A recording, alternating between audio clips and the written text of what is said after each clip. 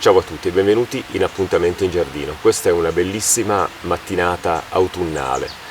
ed è una mattinata in cui ho fatto un po' di giri qui in giardino, ho passeggiato per un po' qua in giardino e ho notato che c'è veramente tantissimo lavoro da fare. Chi ha un piccolo giardino riesce a gestirlo un po' bene, chi ha un grande giardino, io ne ho uno che è abbastanza grande, diciamo non è proprio enorme ma è abbastanza grande. I lavori sono veramente tantissimi. In questo video di Appuntamento in Giardino vi porto con me così vi faccio vedere quali sono i lavori che dovrò poi effettuare poi durante questo autunno che pian piano sta finendo, perché ci stiamo avvicinando all'inverno che non è tanto lontano, e per alcuni tipi di lavori da fare qua in giardino è anche meglio un po' affrettarsi, perché nel caso poi arrivino delle grosse nevicate in cui la neve rimane nella terra per tanto tempo, quello è un dover rimandare poi i lavori quando non ci sarà più la neve, perché la neve nasconde tante cose che devono essere fatte. Comunque muoviamoci qua in giardino per vedere quali sono questi interventi che io dovrò effettuare in questo tardo autunno. Uno degli interventi che io ho già fatto, anche se non è il periodo adatto, proprio perché fa particolarmente freddo, è stato quello di eliminare i fusti più grandi del banano, la musa bagio. Perché che cosa succedeva? Ho notato che venendo qua in giardino questi grossi fusti avevano creato una zona particolarmente di ombra troppo fitta per quelle piante che io ho sistemato qui e che hanno bisogno di ombreggiatura, non gradiscono tanto la luce solare diretta per tante ore durante il giorno. Allora che cosa ho fatto? Siccome qui era diventata una zona particolarmente buia, anche la mia ortensia aspera aveva cominciato a non svilupparsi più tanto bene perché era veramente sempre al buio, ho eliminato i fusti più grandi tagliandoli a un 40 cm da terra, ho fatto questo lavoro un po' di giorni fa, e ho lasciato i tronchi più giovani, perché come ho detto anche in un altro video di Appuntamento in Giardino, il prossimo anno mi piacerebbe avere sì il banano in giardino, ma un po' controllato, più che altro per far passare un po' di luce a queste piante che è vero vogliono l'ombra, però qualche raggio di sole magari al mattino, la sera tardi lo devono prendere perché devono comunque svilupparsi, perché sono piante come la bergena, l'elleboro, ci sono dei ciclamini, poi crescerà anche il cardiocrinum che ho sistemato qui. Sono piante che sì, vogliono un pochettino di ombra, però sempre con una buona illuminazione, e qualche raggio di sole non gli fa male, soprattutto se non è nelle ore centrali della giornata. Quindi l'eliminazione dei tronchi, dei fusti più grandi del banano l'ho fatta, ho portato tutto in una zona in cui accumulo questo materiale e da sotto poi prenderò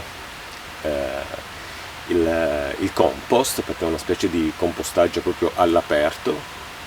e adesso qui arriva questa bellissima luce e le mie piante da ombra, ciclamini,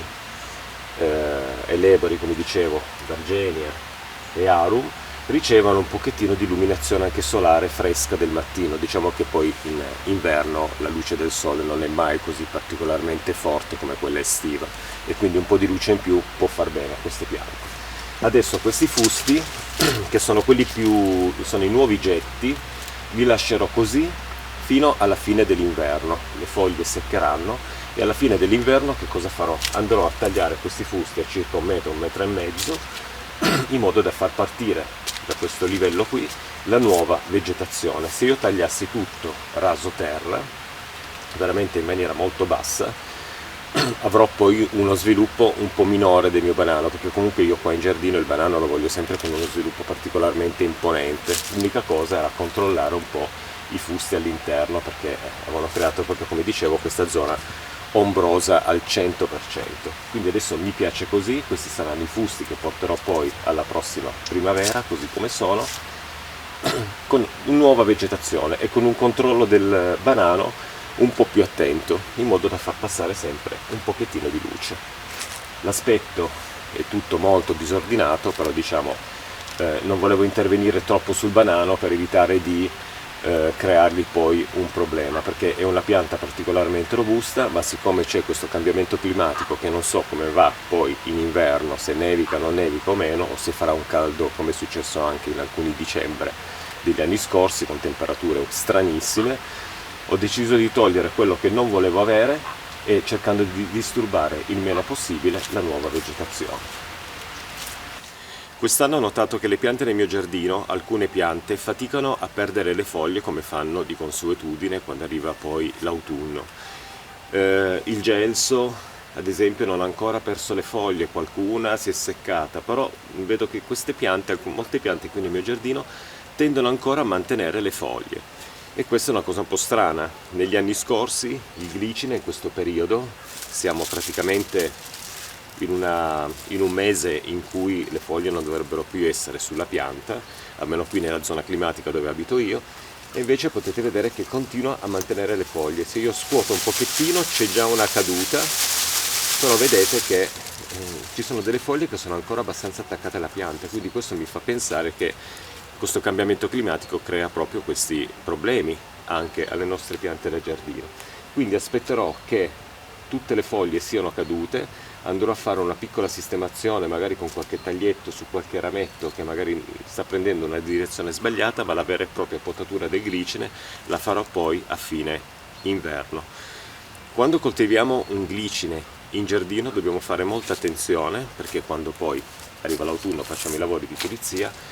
ci accorgiamo che il glicine corre sulla superficie del nostro prato creando un pericolo, che è quello proprio dei punti di inciampo. Come potete vedere qui, facendo una pulizia sugli emerocallis ho tolto tutte le foglie secche, scavando un pochettino nella terra ho tirato fuori questi tralci di glicine che correvano proprio sulla superficie, e questi possono essere proprio dei punti di inciampo quando noi camminiamo nel nostro giardino. E siccome non voglio un altro glicine di questo tipo da qualche altra parte del giardino, perché questi tralci viaggiano proprio a livello della terra, poi radicano e creano poi delle nuove vegetazioni, allora che cosa andrò a fare? Andrò a cercare proprio il punto in cui spuntano dalla terra. Guardate qui, la pianta è alle mie spalle, ma spuntano da questa parte qui perché un qualcosa è già radicato qua al di sotto. Allora vado proprio a tagliarle a livello della terra, così evito che ci sia un qualcosa che possa poi darmi un problema di inciampo. Addirittura, eccone qui un altro, si è infilato nel banano, in mezzo al gruppo del banano, e non è riuscito molto a svilupparsi perché quella, come dicevo, era una zona veramente tanto in ombra. Quindi togliamo questi fusti, questi tralci di glicine, li possiamo portare nel compost tagliati in segmenti, oppure possiamo sempre utilizzarli come materiale di riciclo per creare un qualcosa in giardino. Possono essere anche utili per poter legare in maniera molto grezza un qualcosa, perché sono veramente tanto ma tanto flessibili. Quindi io adesso andrò a metterli un po' tutti insieme per non avere un qualcosa che veramente può darmi qualche problema. Se li lascio qua nella terra, ma li porterò nella stalla che era delle nostre capre e pecore, e questo materiale magari potrà poi servirmi per fare un qualcosa anche di decorativo. Le piante di Cornus invece, che sono molto decorative in inverno, almeno in questo tipo, e questo è un Cornus sibirica se non sbaglio, crea questa colorazione rossa nel periodo autunnale. Queste sono piante che andrebbero soltanto un pochettino spuntate quando arriva l'autunno, magari la potatura vera e propria la facciamo a fine inverno, ma per una questione decorativa, perché vedete che i suoi rami hanno questo bellissimo color rossastro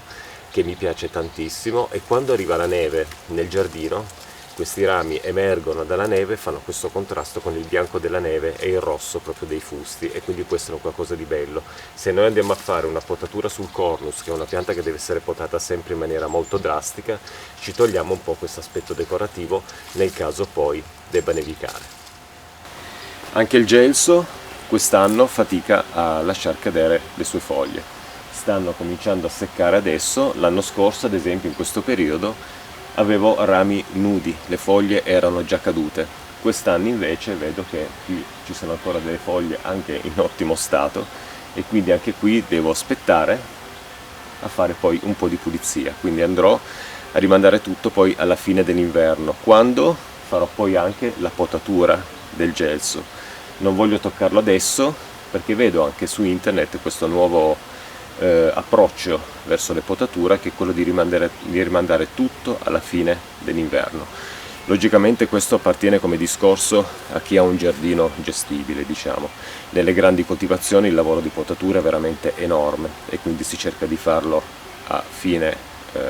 durante l'autunno e poi a fine inverno magari, per cercare di farlo tutto, perché ad esempio se abbiamo tantissime piante da frutta il lavoro della potatura è un lavoro che richiede tanto tempo e quindi non si può pensare di accumulare tutto alla fine dell'inverno, perché diventa un lavoro enorme e quindi bisogna distribuirlo nella stagione in cui è permesso fare appunto le potature sulla pianta. Quindi in questo caso io, per quello che riguarda i miei 2 gelsi, aspetto, si sono sviluppati veramente troppo, c'è tanto da togliere qui, ma non voglio creare un danno alla pianta e quindi rimanderò tutto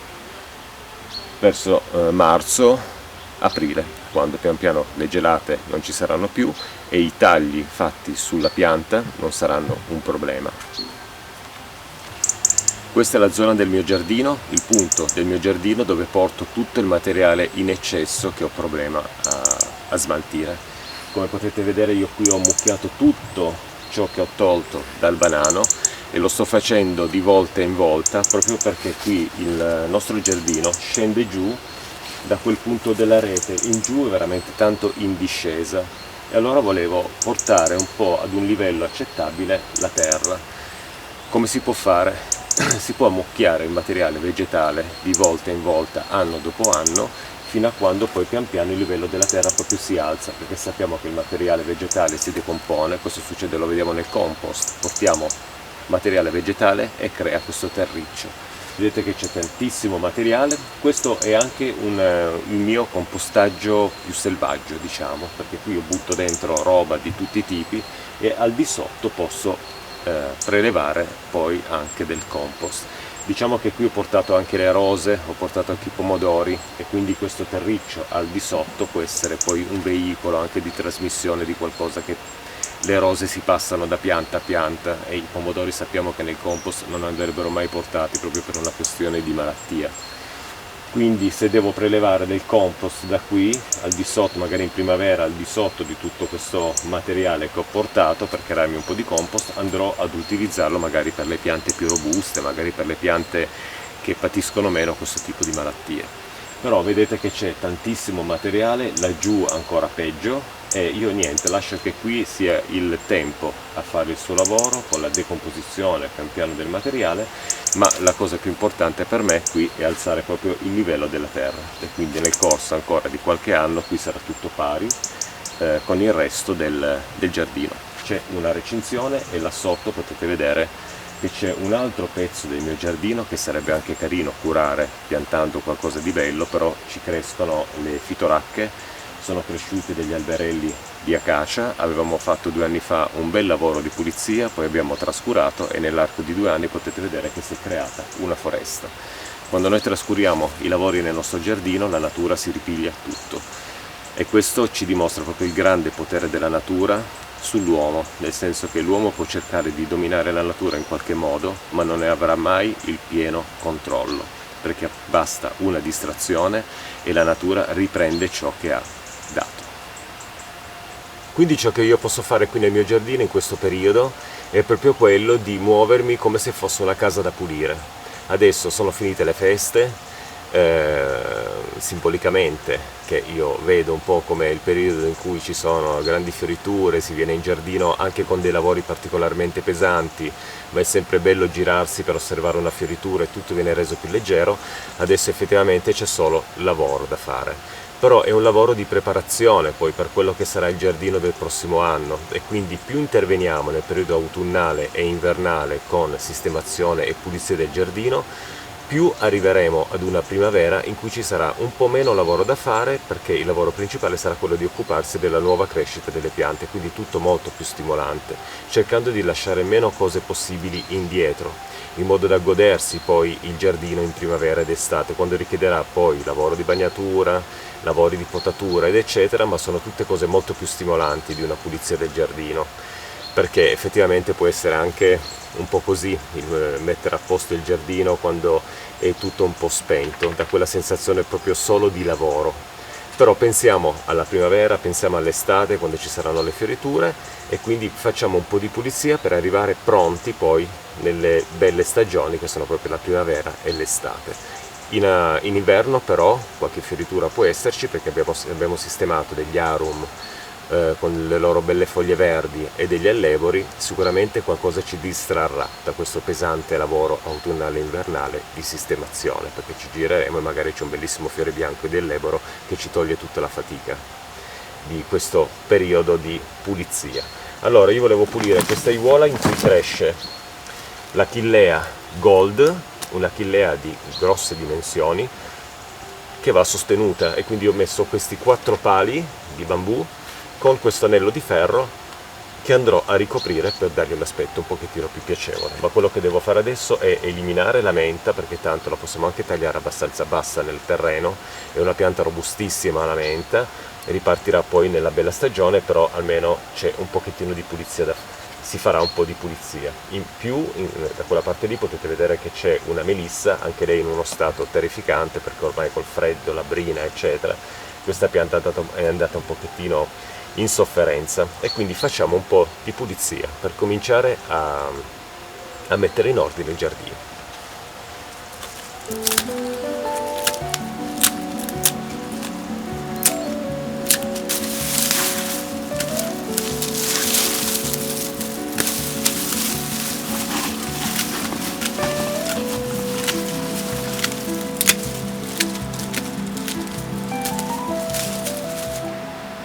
Bene, questo piccolo punto del mio giardino è stato pulito, ovvero la zona dove cresce l'Achillea Gold è stata ripulita dalla menta, che ho tagliato raso terra, tanto poi è una pianta robustissima, rispunta poi alla fine dell'inverno. Ho pulito anche la melissa, tagliandola anche lei a circa 10 cm dalla base, lasciando i nuovi getti intatti, in modo da ricreare un bel cespuglio di melissa. Ho pensato anche di riutilizzare quei tralci del glicine che abbiamo tolto, che abbiamo visto prima nel video. Quando li ho eliminati dalla terra, li ho staccati dalla terra, ho fatto questa sorta di spirale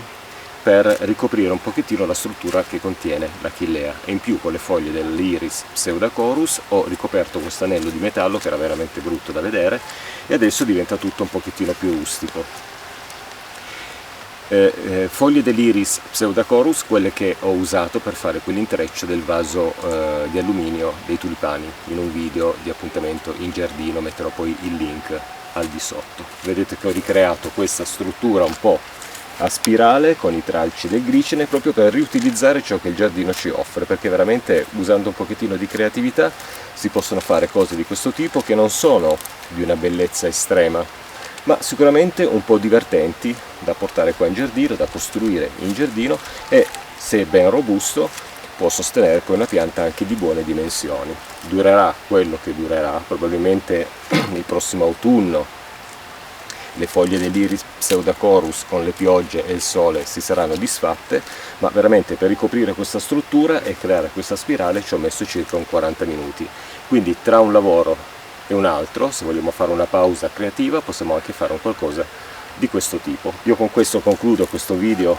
di appuntamento in giardino, dedicato così in maniera molto generica sulle pulizie del giardino, sui lavori che devo poi attuare nel corso di queste stagioni fredde, e ci vediamo ad un prossimo appuntamento in giardino. Ciao a tutti e come sempre grazie